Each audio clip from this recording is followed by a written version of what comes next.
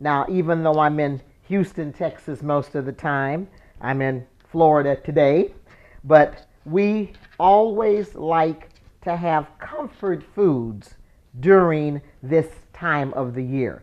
I was raised in Minnesota, so really a lot of stews, a lot of soups at this time of year, chilies, different types of chilies. And my brother makes like a 4-meat chili that we really enjoyed. But you just want to make bite-sized pieces out of the beef. And you know I'm using the crock pot.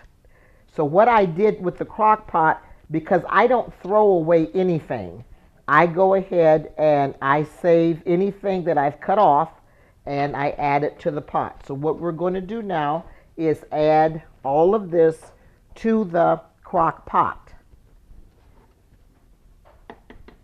To the crock pot, I'm also going to add corn. I do rinse my corn or any canned vegetables that I use. I do rinse the sauce off, and then we're also going to use a can of cream of mushroom soup.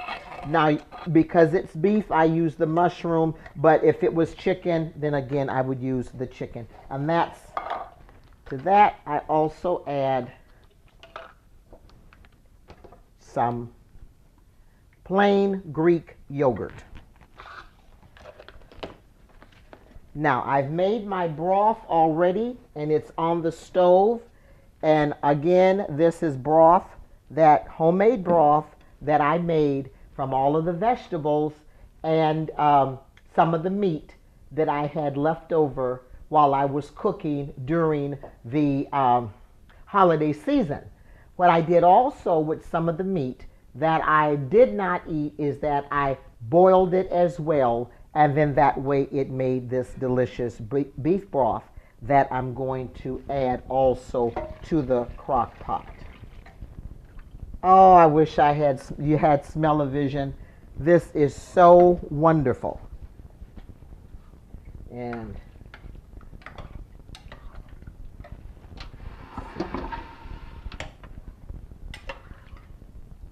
this is absolutely wonderful. Now, I had already had this preheated, and I had the broth on the on the stove. So that's already hot. And so what I'm going to do now is add the softer vegetables, which does not take a long time to cook. Now, if you had the vegetables that were already left over, you could go ahead and already add that. But it doesn't take long for the onions, which I had onions in there. So you want to just chop them, rough chop the onions, because it's all going to cook down. And you know, one thing about crock pot cooking, don't fill your pot full of water.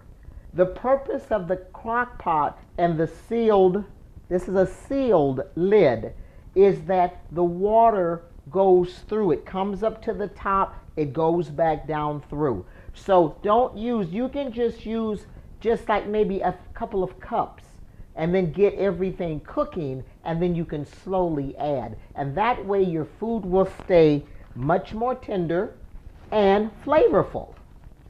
Okay, I have some spinach that I'm going to cut up and just coarse chop. Coarse chop.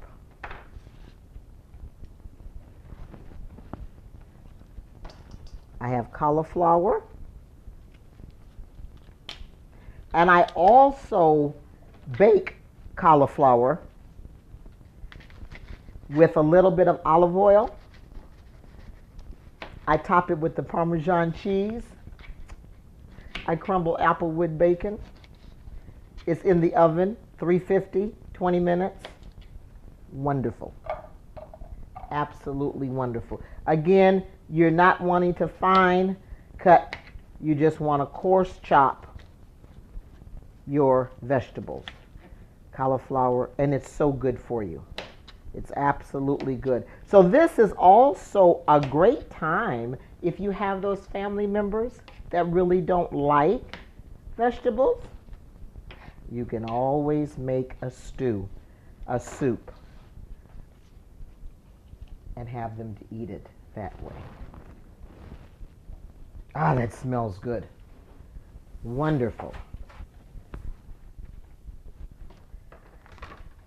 I love the holidays, the variety of the family members getting together, the neighbors coming by, all the different ethnic neighborhoods that we have, and families.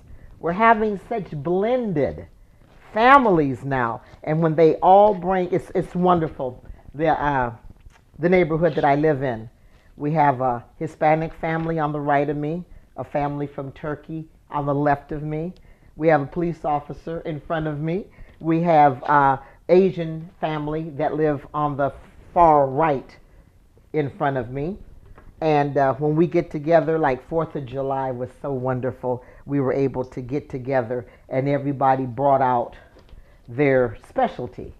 And the neighbor next door, the Spanish people that's next door, they actually hired a company that had a portable fajita cooking machine with the tortillas, all the sides, everything that you can imagine. It was wonderful.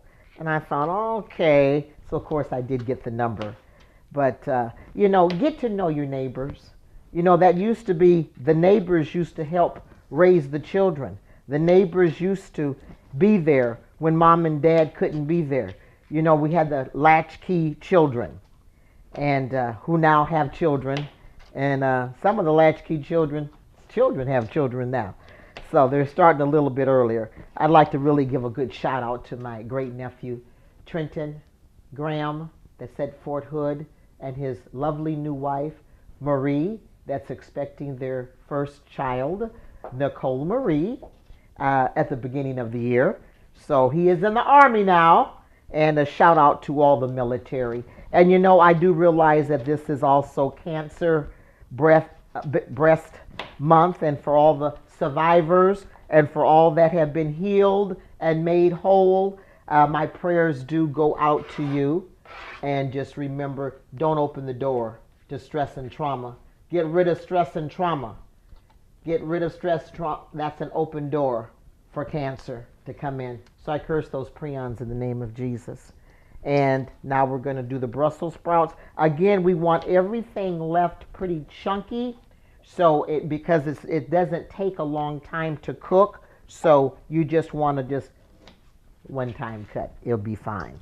Now I also will put the canola oil or the grapeseed oil over the Brussels sprouts in the oven, and I'll drizzle that and with the olive oil.